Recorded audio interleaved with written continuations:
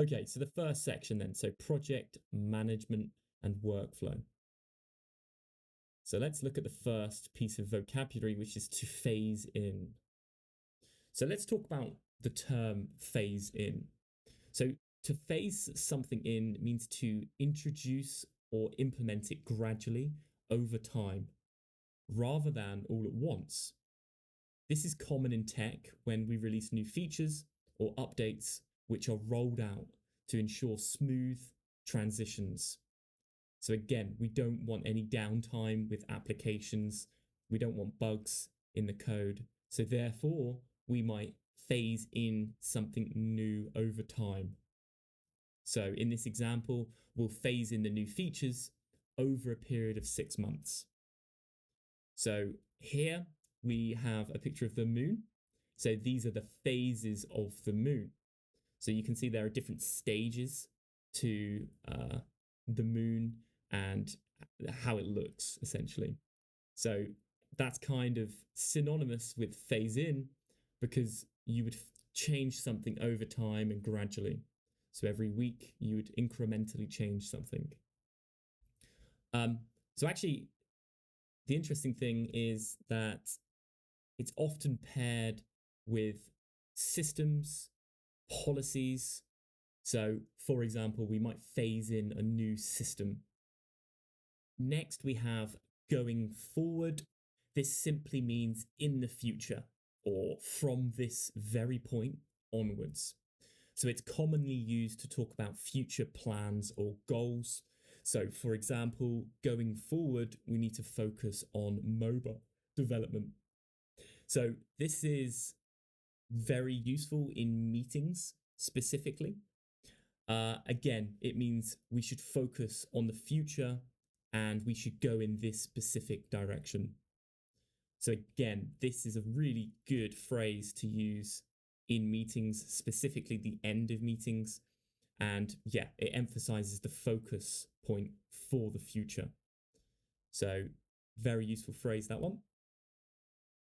So another one is in the pipeline.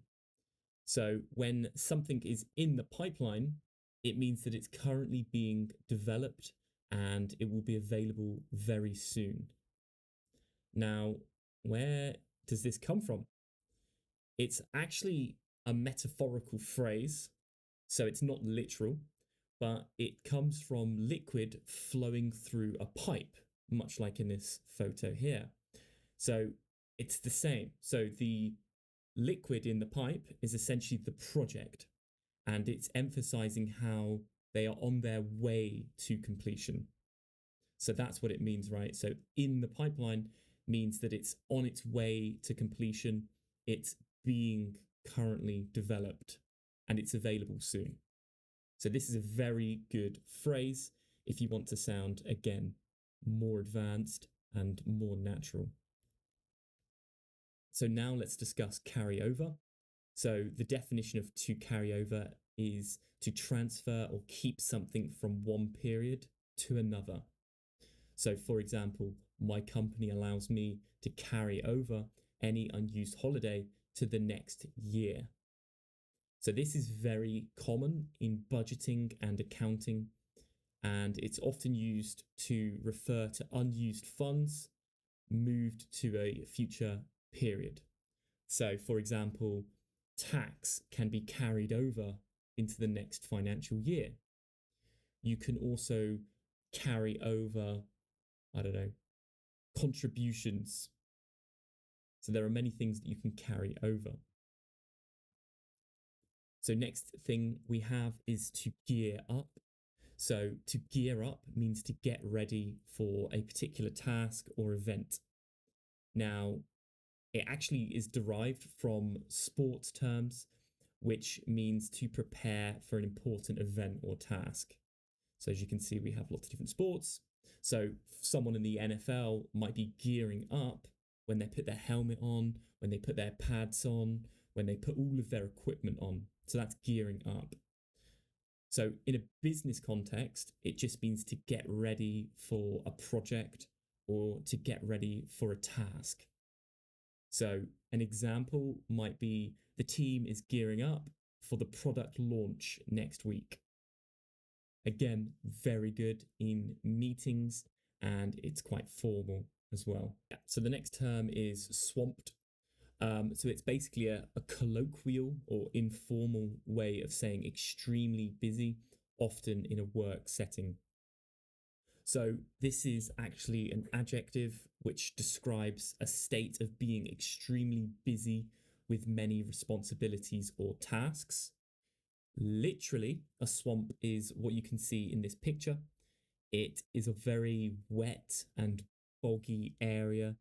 Typically in the UK, we have some swamps in, say, Scotland and Wales and in remote areas.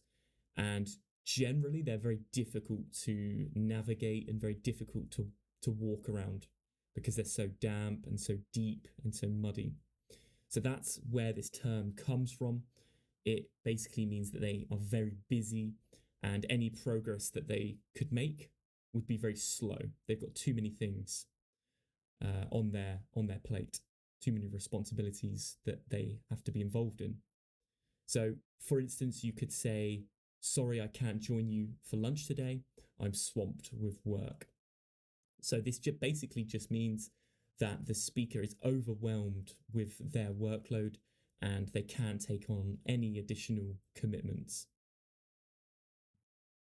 So next up, we have phase out. So we also had phase in. So this is kind of the opposite of phase in. So yeah, it just means to remove or stop using something gradually or in stages. So again, it's that phased approach. So here you can see a CD player. Of course, these have been phased out. People don't use them anymore. I've not seen one in many years. So yeah, these have been phased out. So again, let's look at an example.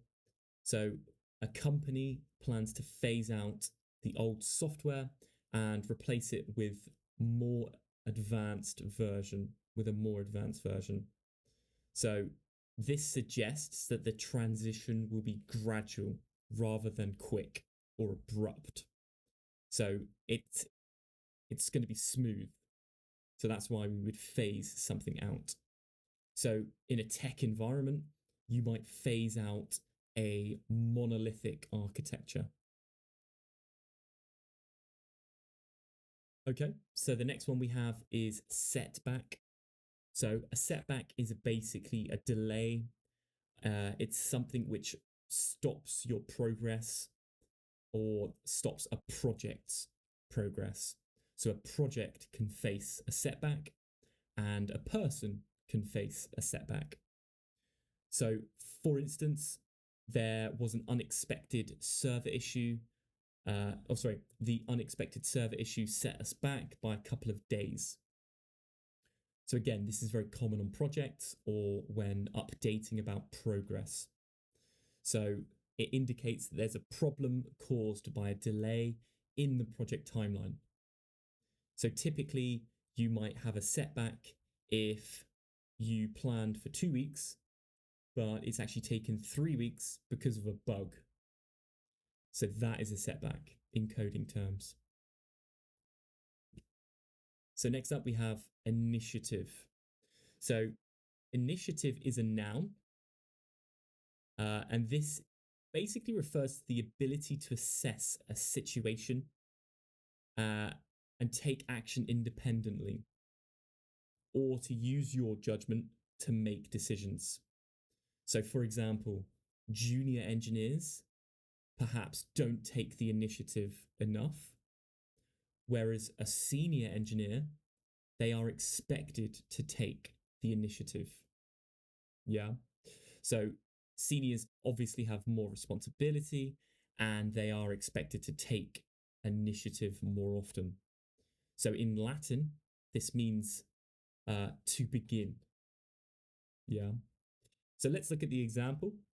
So I shouldn't always have to tell you what to do. You should use your initiative.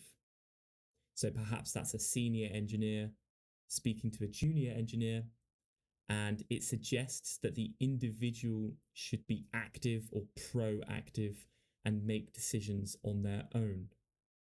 So again, that's how you would transition from a junior engineer to a senior engineer. So you would take the initiative more.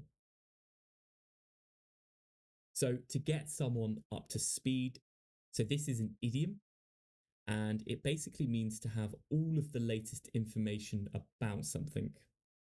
So in a software perspective or a business perspective, you would get someone up to speed on a project or a task, or if they move to a new team, you would get them up to speed with those processes. So that's what it means in a business perspective. As an example, you could say, sorry, I missed yesterday's meeting. Can you bring me up to speed with what was discussed? So that's a good example.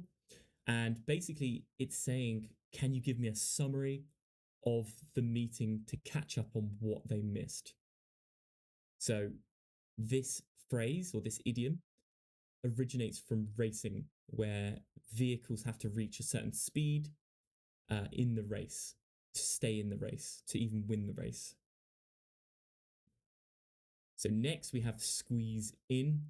So when we squeeze something, we kind of crush it, or we kind of squeeze it, as in the picture here.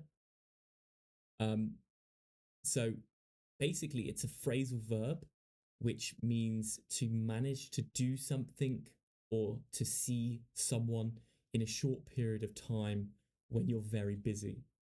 So, for example, you might say, I'm pretty busy this week, but I could squeeze you in at 11:30 on Wednesday. So, again, this means that despite their very full schedule, the speaker is finding time for this person. So, for example, a context could be, you have a busy manager, an engineering manager, and a junior is trying to schedule time with them. The engineering manager might say, I can squeeze you in at 9 in the morning. The next one is heads up. This is a noun. It's a warning. So it's a warning that something is going to happen, usually so you can prepare for it. So I think the literal meaning comes from the military, where it was a warning for soldiers to be vigilant and to raise their heads to watch for potential threats. So if you were in the trenches, you would need to keep, or people would give you a heads up to warn you that the enemy are coming. So I think that's the origins. And so an example would be, I just wanted to give you a heads up that I'll be on holiday for the next 2 months. So again, this is fortunately not a war context. This is a business context. But basically, this just means I'm giving you a warning now so that you know I'll be on holiday for the next 2 weeks. So he, the speaker, or they are informing others of their absence in advance. Again, this is a very good phrase that you can use to sound very professional. Okay, so next up we have set aside. So to set aside is a phrase that means to allocate time or money for a special purpose. So, for example, let's set aside some time this week to discuss the upcoming project. So this suggests that the speaker is dedicating time specifically for some project discussions. A collocation, or what set aside, is typically used with time and money, funds. So, for example, let's set aside some time to discuss the bug that you have encountered, or let's set aside some time to discuss the upcoming sprint.